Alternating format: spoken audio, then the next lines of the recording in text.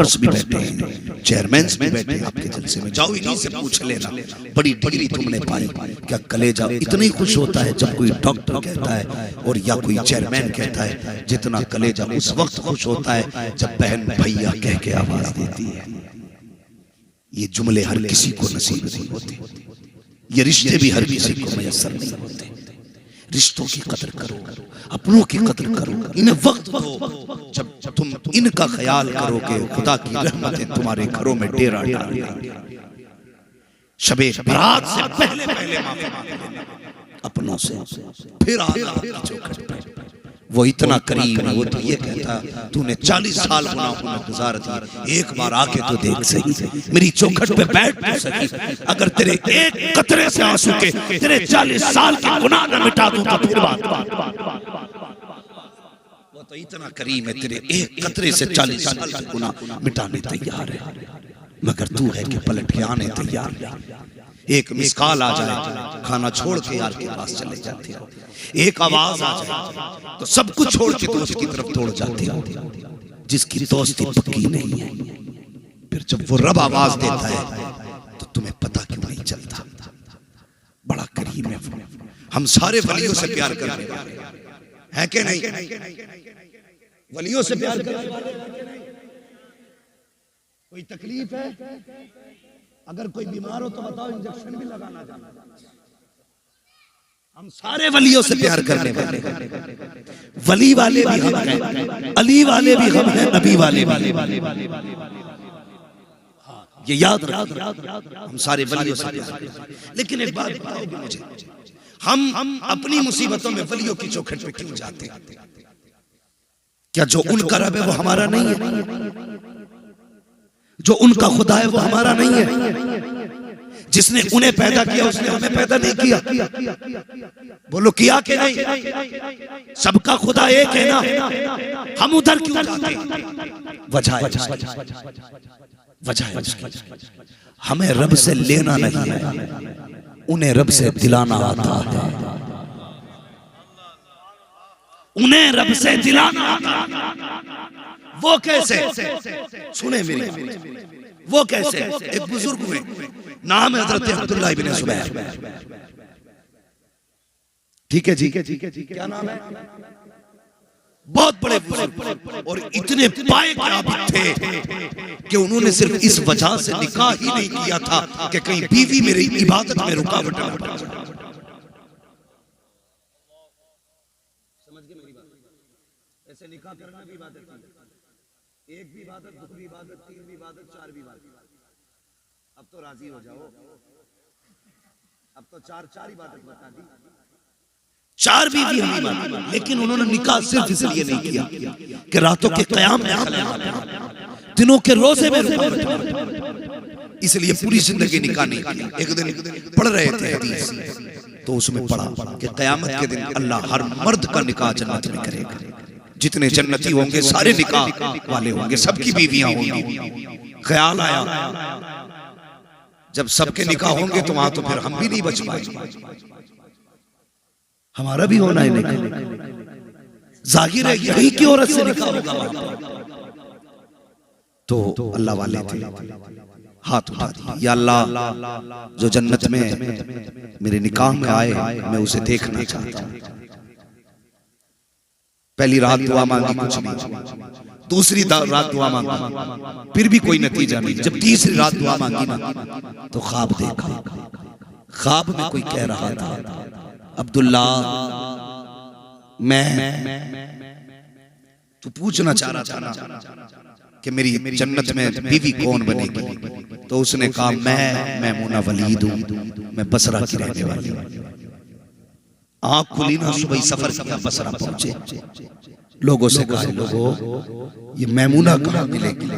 जैसी हजरत ने इतना कहा मैमूना कहाँ मिलेगी, आपकी विलायत के भी चर्चे थे और तकवे के भी चर्चे थे। लोग कहने लगे आप मैमूना को पूछ रहे? कहा क्यों? कहा वो तो पागल है,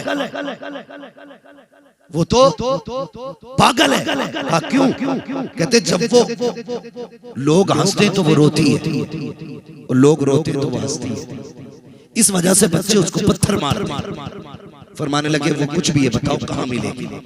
लोग कहने लगे हजरत वो हमारी बकरियां लेके जाती है, रोज बकरियां चराती है, असर के वक्त वापस आ जाए।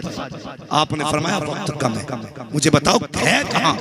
कहने लगे पता नहीं, इस तरफ जंगल में जाते। जब आप गए ना तो जहां कदम रखते थे वहीं सांप, जानवर, जहरीले बिच्छू।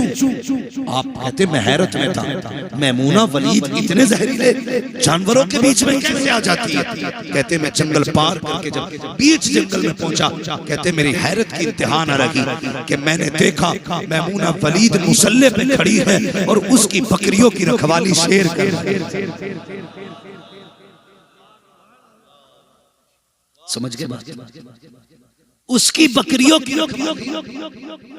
शेर कहते मैं कभी बकरियां देखता, कभी मुसल्ला देखता।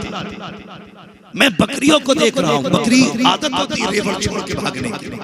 कहते बकरी भाग जाती, शेर जाता, कान पकड़ता, लाकर रेवड़ में खड़ा कर देता, फिर कोई बकरी भागती, फिर जाके शेर पकड़ के लाता। कहते मैं हैरत से बकरियों को देख रहा था, मुझे पता न चला कब मैमूना ने नमाज मुकम्मल की, सलाम फेरा, अभी कोई गुफ्तगू नहीं हुई, मैंने नहीं देखा था मैमूना कोई तरफ, अभी मैं बकरियां देख रहा था, इतने में सलाम फेरते ही मैमूना ने आवाज दे के कहा, ओ अब्दुल्ला बता तो सकी, मिलने का वादा तो जन्नत में किया गया था, तू यहाँ कैसे आ गया है। इतना सुनना था, हैरत की इंतहा न रखी। कहते मैमूना बता तो सकी, मैं कभी मिला नहीं, कभी आया नहीं, तुझे मेरा नाम किसने बता दिया है। मैमूना कहती है ओ अब्दुल्ला सुन, जिसने तुझको मेरा नाम बताया है उसी रब ने मुझको तेरा नाम भी बता दिया।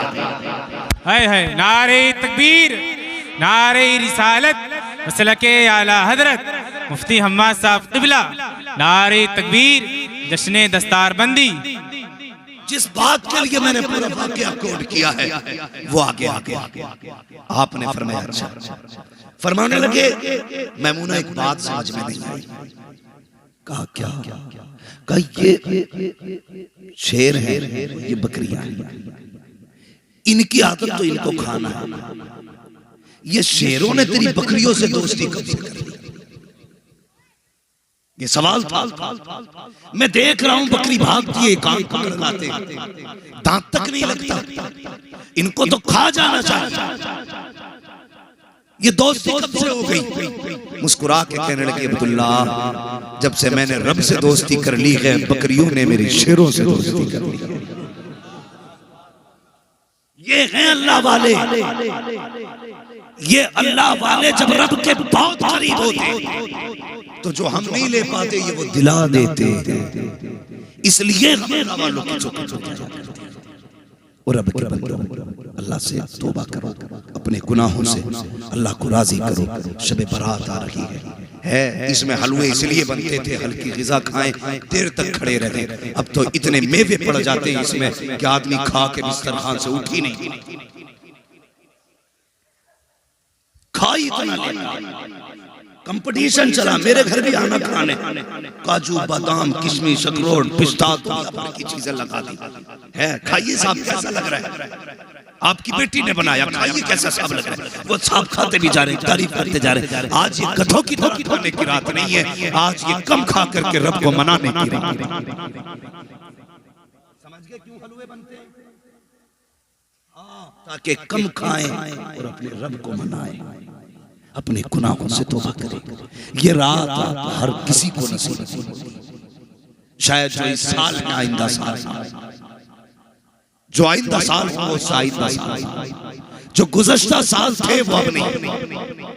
ये रात मुकद्दर से मिली है तो रब को राजी करना है। और याद रखिएगा जो पैसे वाले लोग हैं वो खैर की नीयत से पैसा लुटाया करें।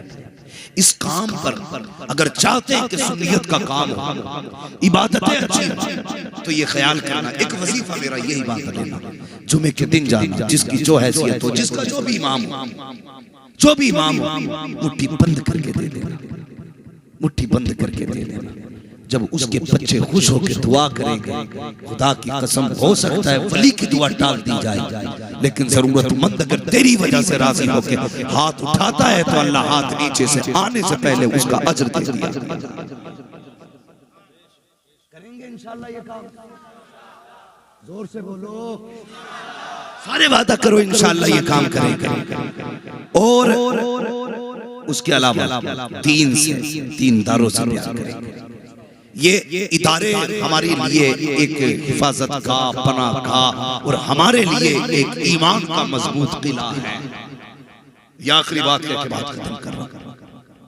अगर ये इदारे ना होते तो आज हमारे चेहरों पे दाढ़ियां नहीं होती, इदारे नहीं होते, मदरसे नहीं होते तो ये टोपियां नहीं होती, मदरसे नहीं होते तो हमारे बच्चों को कलमा करना आता।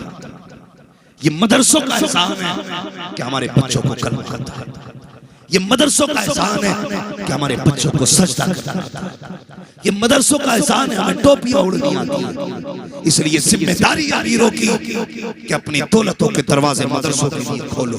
ऐलान करके मौलवियों से कह दो, मुफ्ती साहब तालीम देना तुम्हारा काम है, पैसे देना हमारा। इन्हें फ्री कर दो इस फिक्र से और न को आगे, फिर मर के देखो। मैं तो दावे से कहता हूं अल्लाह से तिजारत करो, फिर देखो अल्लाह कितना नवाजेगा। अल्लाह इतना नवाजेगा तेरी पुश्तों से नहीं।